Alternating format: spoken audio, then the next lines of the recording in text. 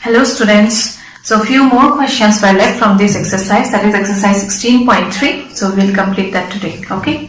So the first question is, in a lottery a person chooses 6 different natural numbers at random from 1 to 20. Okay, so a lottery is conducted where a person has to choose 6 different natural numbers at random from 1 to 20. That means 20 numbers are there, right? And if these 6 numbers match with the 6 numbers already fixed by the lottery committee, and the lottery committee has already chosen 6 numbers, if those 6 numbers which the person chooses matches with those fixed by the lottery committee, then he wins the prize. So what is the probability of winning the prize in the game? So as we know, the probability of equally likely outcome is given by probability. The numerator, what do we write? We write the probability of the event which we are given to find, and denominator we write the total sample space, right? Total number of outcomes in the sample space, and numerator we write the number of times the event is occurring. Now here it is given what is the probability of winning the prize in the game. So there are equal chances of winning and losing, right? So probability of winning will be equals to 1 divided by 20 C6. Why 1? Because if the person chooses 6 different natural numbers and those 6 numbers matches with the lottery committee, then only he will win. So there is only one case where the 6 numbers matches with the lottery committee, right? Hence it will be equals to 1, and denominator 20 C6. Why? Because 6 numbers you are given to choose out of how many? Out of 20, and 6 numbers can be selected out of 20 in 20 C6 ways. I think so it's clear. Why 1? Because 6 numbers which the lottery committee has decided, if the person also chooses the same 6 numbers, then only he will win. So there is only one case of winning, and divided by 20 C6 because 6 numbers you have to choose out of 20. So 1 divided by 20 C6 will give you the probability of winning the prize in the game. So let's find 20 C6. 20 C6 is equals to factorial 20 divided by 6 factorial. 20 minus 6, that is equals to 14 factorial.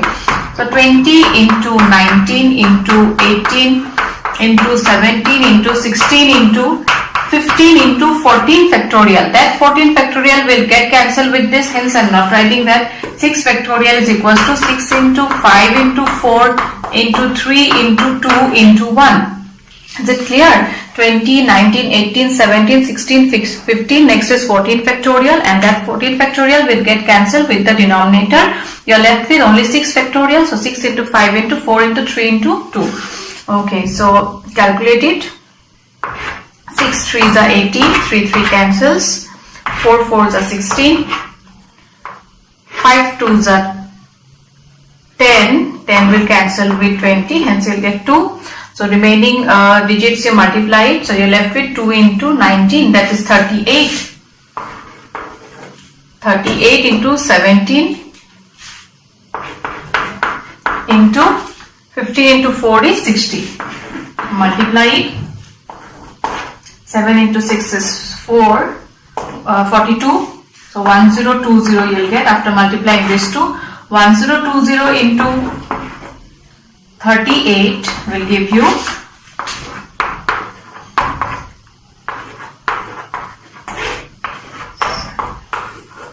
38760. Hence 1 by 38760 is the probability of winning the prize in a lottery. Now the next one is, check whether the following probabilities, probability of A and probability of B, are consistently defined. So remember one thing, any two probabilities will be consistent if probability of their intersection is less than probability of A and B and probability of B. See, intersection means what? Common elements. So probability of this has to be less than probability of A and B, then only it will be consistent. Okay.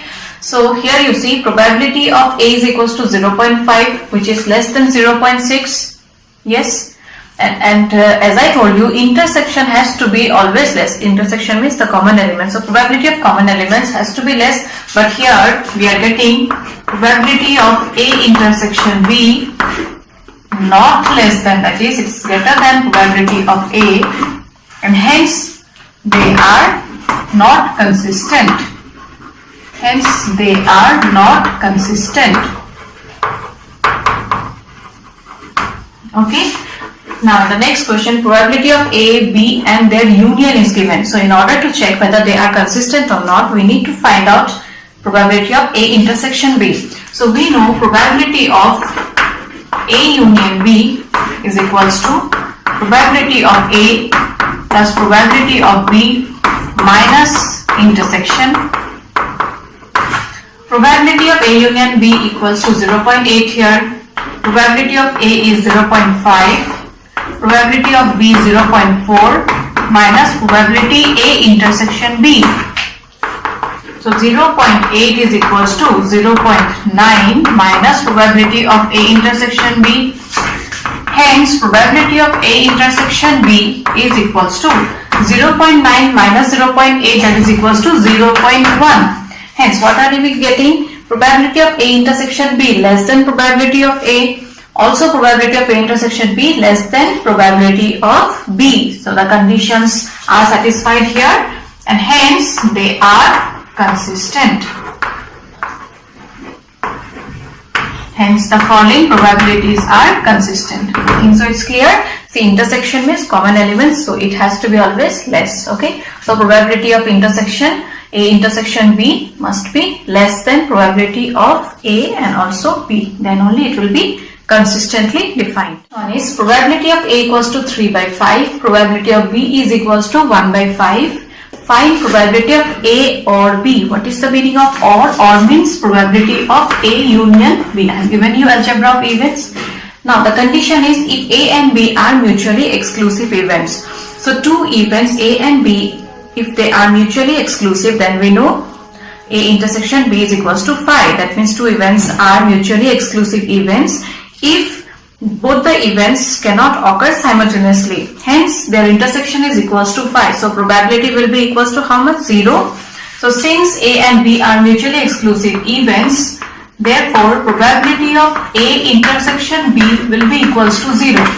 And we know probability of A union B, which you are given to find, is equals to probability of A plus probability of B minus their intersection. A intersection B is equals to 0, probability of A is equals to 3 by 5, probability of B is equals to 1 by 5, and hence its union will be 4 by 5. Okay. Next, number 15 is E and F are even such that probability of E equals to 1 by 4, probability of F equals to 1 by 2, and probability of E and F and means intersection equals to 1 by 8. So find probability of E or F, that means union. Find it out. So number 1, probability of E or F, that is E union F, is equals to probability of E plus probability of F minus intersection, that is equals to 1 by 8. So calculate it. 4, 1 plus 2 minus 1 by 8, which is equals to 3 by 4 minus 1 by 8. LCM will be equals to 8. 4, how much is 8? 2. 2 into 3, 6. 6 minus 1, which is equals to 5 by 8. Okay. I have used the formula for union, probability of A union B. And the next one is find probability of not E. Not E means complement of E. Okay, I've given you complementary event. For each and every event we get its complement. So probability of not E means E complement, and means intersection, not F means F complement. So you have to find probability of E complement, intersection, F complement.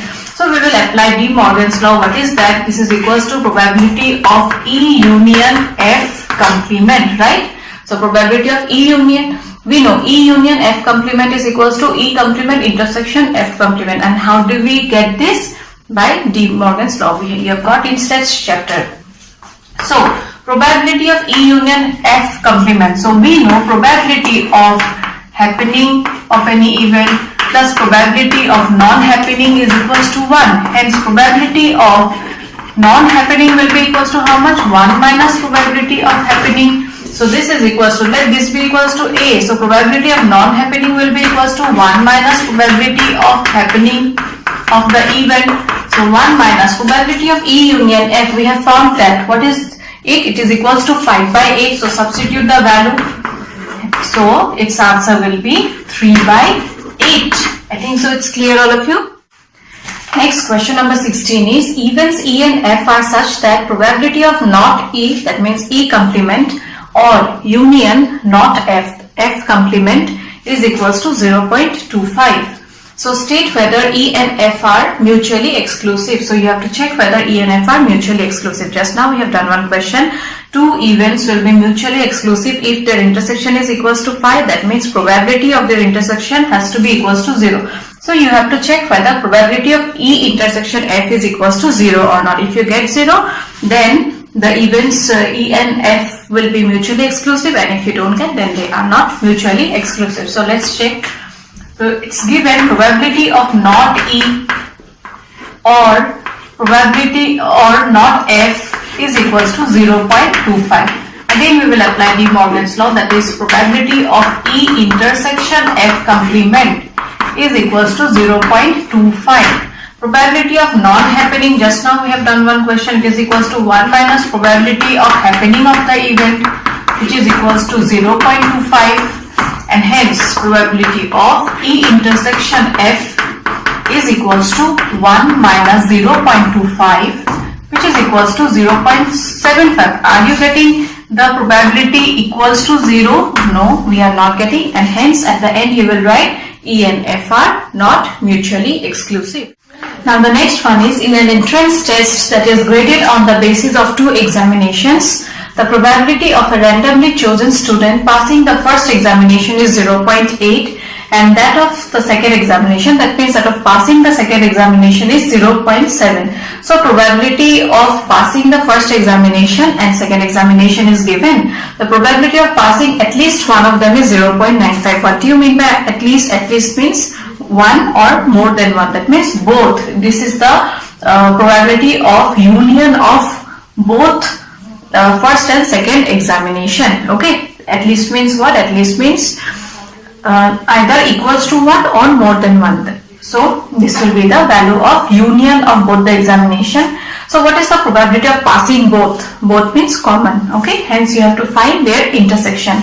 So let A be the event of passing the first examination and B be, and let B denotes the event of passing the second examination, and hence probability of A is equals to 0.8, probability of B is equals to 0.7, and their union is equals to 0.95. Okay, so find the probability of passing both. So we know probability of A union B is equals to probability of A plus probability of B minus intersection. Substitute the values. A union B is equals to 0.95, 0.8, 0.7, and intersection you have to find it out.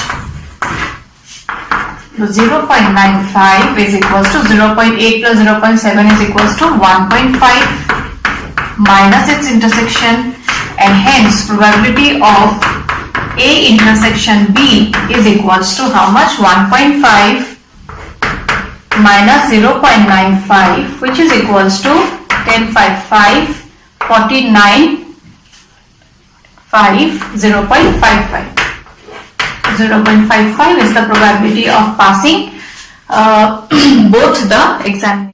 And the last question of this exercise is, in a class of 60 students, 30 opted for NCC. So total how many students are there? 60 students, and the number of students opted for NCC equals to 30. 32 opted for NSS and 24 opted for both NCC and NSS. That means their intersection is given. If one of these students is selected at random, find the probability. You are given to find the probability of this. Now one thing you see, 30 opted for NCC. These are the number of students who opted for NCC. Probability of number of students who have chosen NCC is not given. Okay, hence probability of NCC will be equals to how much? 30 divided by total students, that is 60.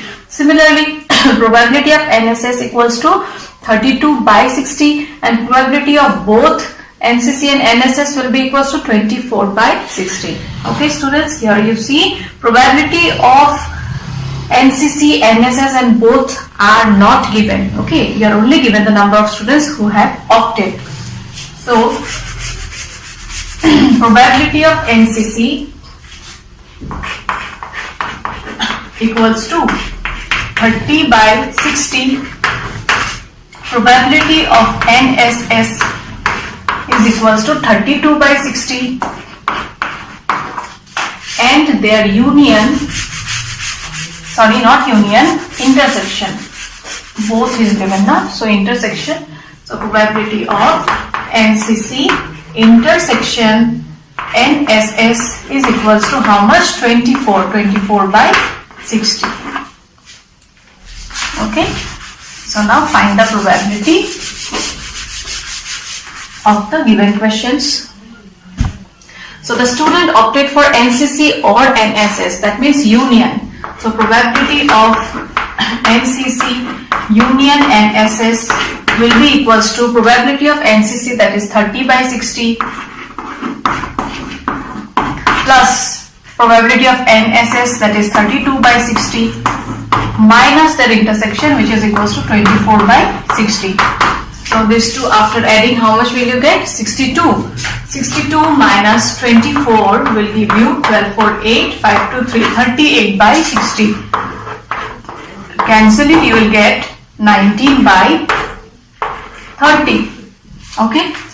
Next is the student opted neither NCC nor NSS. That means the students have opted for neither NCC nor NSS. None of these they have opted. Hence, how will you find it out? You see, probability of NCC union NSS means what? The students have opted either this or NSS or both. Okay, that means at least is given. Okay, and if I find the complement of this, what will you get? We will get the number of students who have opted neither NCC nor NSS. See, union means they are opting for NCC or NSS or both. Okay, and neither of this means its complement. Now probability of non-happening is equals to 1 minus probability of happening, which is equals to 1 minus union. We have found the answer, that is equals to 19 by 30. So 30 minus 19 will give you 11. Hence 11 by 30 is the probability of students have opted neither NCC nor NSS. And the last one is the student has opted NSS but not NCC, and that is denoted by NSS minus NCC. You will not subtract the probabilities. Instead, what you will do, I have given you in the theory part, probability of A minus B is equals to probability of A minus its intersection, right? So NSS is equals to how much? 32 by 60. 32 by 60 minus its intersection is equals to 24 by 60, which is equals to 8 by 60. So 2 4s are 8, or let me cancel it with 4. 4 2s are 8, 4 1s are 4, 20, that is 15. So 2 by 15 is the probability of the student who has opted NSS but not NCC. So with this we have completed the chapter probability. You practice the questions, and if you have any doubt, feel free to ask me. Okay. So I end today's class. Thank you students. Take care.